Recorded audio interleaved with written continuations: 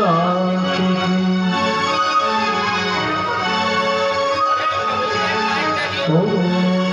मंदिर में रहते हो भगवन, कभी बाहर भी आया जाया करो।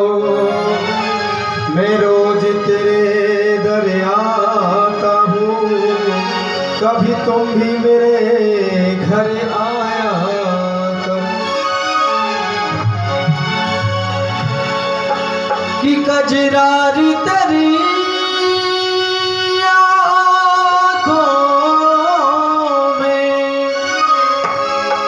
क्या भरा हुआ सतोना है। तेरा तो हसन औरों का मरण, बस जाने हाथ से धोना है।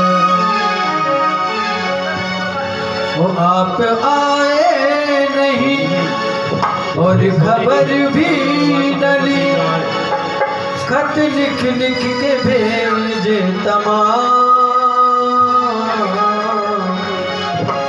वो सुध ले लो मेरी घनश्याम,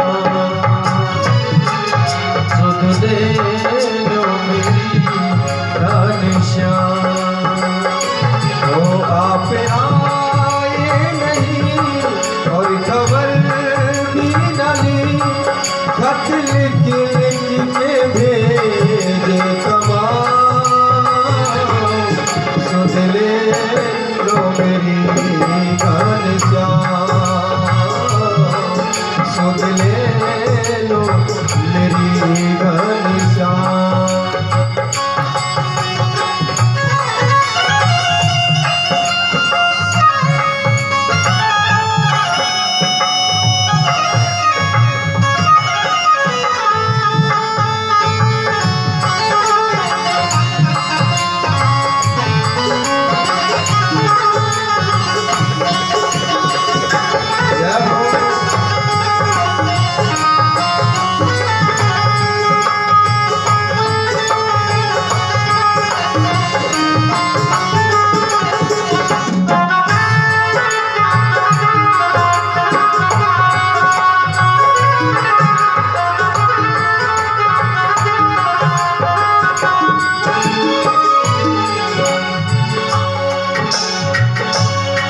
तो कन्हैया हुए तेरे ही दीवाने, हम तो कन्हैया हुए तेरे ही दीवाने। चाहे तू माने या चाहे न माने, चाहे तू माने या चाहे न माने। आँखों में छाए दिल में समाए, आँखों में छाए मेरे दिल में समाए।